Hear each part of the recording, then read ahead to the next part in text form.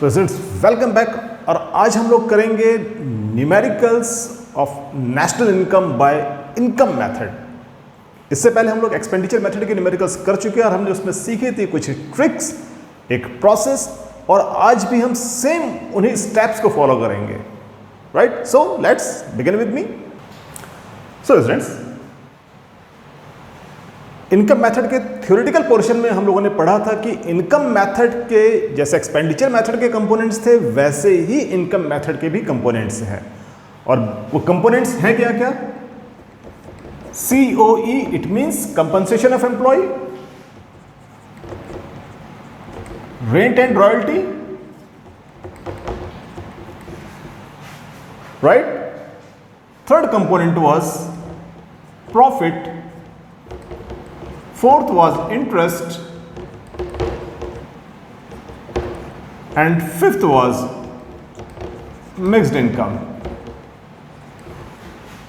So students, process again will be same कि question में सबसे पहले आइडेंटिफाई करने हैं कि whether these components are given or not. अगर ये कंपोनेंट्स हैं क्वेश्चन में, then it is sure we will use income method. Is that clear? Now numerical को सॉल्व करने का मेथड क्या होगा? Again similarly step number one में हम लोगों ने क्या किया था बच्चों? NIT। तो NIT कैलकुलेट कैसे करते हैं? Indirect tax minus subsidies, right. Then calculate NFIA and it is FIFA minus FITA,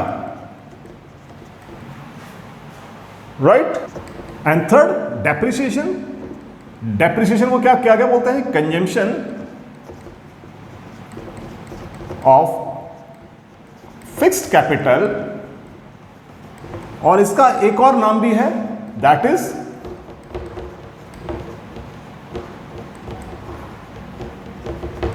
replacement cost for assets, right? So this was the step number 1. Now take step number 2. Step number 2 में हम लोग basically जैसे expenditure method में हमारे पास है GDCF यानी कि gross domestic capital formation, वैसे ही यहां पर हमारे पास दो कंपोनेंट्स हैं, एक COE and another is profit, right. So first COE means compensation of employees. तो एम्प्लॉयज को मिलने वाले सभी तरह के सैलरीज, सभी तरह की वेजेस और एम्प्लॉयर कंट्रीब्यूशन जितना भी है वो हम ऐड करेंगे COE में, यानी कि compensation of employees. But remember, अगर कंपनसेशन ऑफ एम्प्लॉयज गिवन है तो उसमें कुछ भी ऐड नहीं करते। Is that clear? यानी कि इसमें क्या क्या होगा? Salary plus wages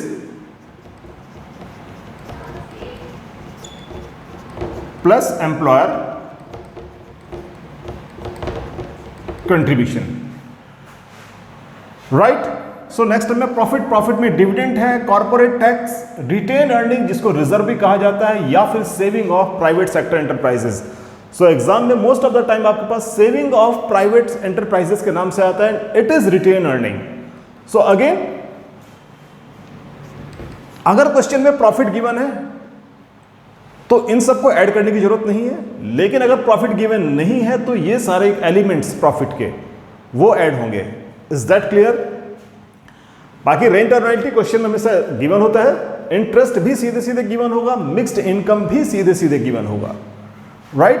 now step number 3, और स्टेप नंबर 3 है इन सभी कंपोनेंट्स को, यानी कि COE plus rent plus profit plus interest plus mixed income, इन सबको ऐड करके हमारे पास जो कंपोनेंट आता है that is NDP at FC।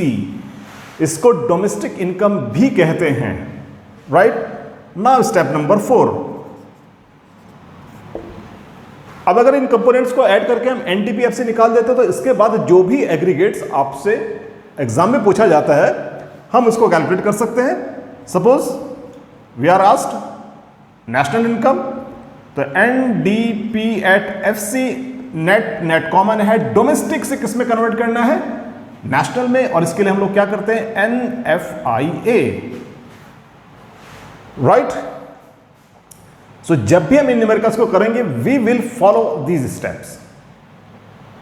Got it? So now let us take few examples. So students, we have a question. Interest 90, profit 210, corporate tax 50, rent 100, factor income from abroad 20, factor income to abroad 40, indirect tax 55, export 60, import 80, depreciation is 20, compensation of employees 450 and rent free accommodation to employees is 50. Right? क्योंकि इसमें income method के ही component है, so definitely we will use income method. Right?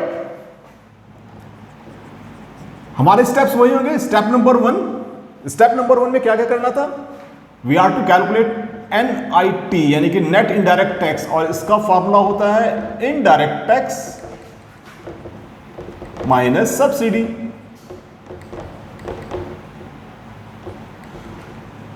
We have given indirect tax 55 और subsidies कहीं पर given नहीं है, it means it is 0.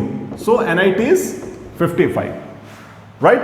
Second NFIA, और ये इसका फॉर्मूला क्या होता है? फीफा माइनस फीटा, यानी कि factor income from abroad minus factor income to abroad, and it is given factor income from abroad it is 20, factor income to abroad 40, it means minus 20. Negative term है, इसको हमेशा bracket में रखिए. This was step number 1. Now step number 2. Step number 2 में मैंने कहा था दो ही चीज असरटेन कीजिए. एक compensation of employees, compensation of employees is given 450 और इसके नीचे लिखा हुआ है rent free house to the employees. But always remember, अगर कंपनसेशन ऑफ एम्प्लॉय गिवन है it means it includes all the components. तो इसमें rent free houses it means इसमें ऑलरेडी इंक्लूड होगा. So CO is 450. Right?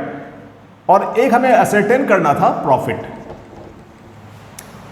Similarly अगर profit given है तो it means उसमें कॉर्पोरेट टैक्स, उसमें रिटेन अर्निंग, उसमें डिविडेंड, ये सभी चीजें उसमें इंक्लूड होंगी. सो इसमें हमें कुछ भी कैलकुलेट नहीं करना है. Profit is given 210. Is that clear?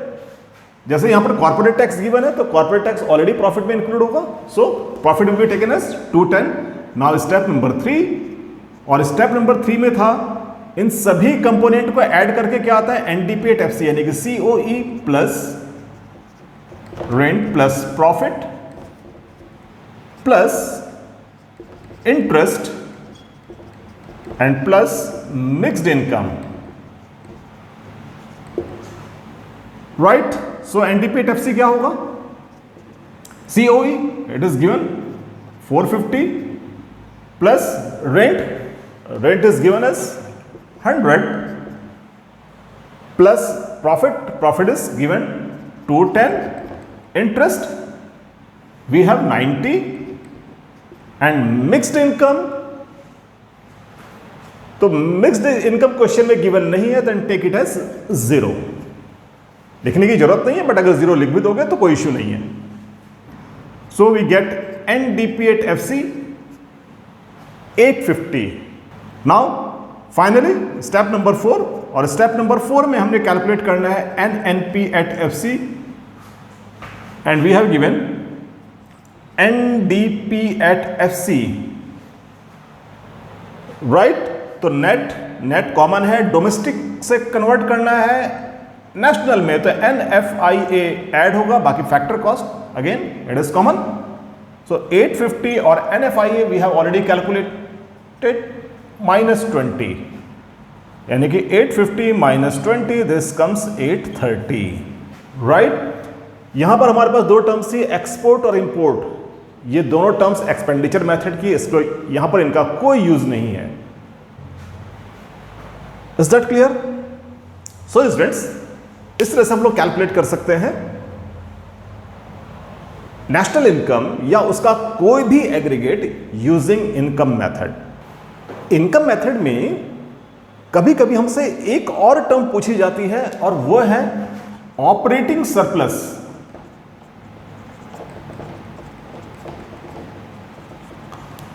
तो जो ऑपरेटिंग सरप्लस होता है rent plus profit plus interest. अगर हम इनकम मेथड के कंपोनेंट्स को, इन तीन टर्म्स को अगर हम ऐड कर दें, then we get operating surplus.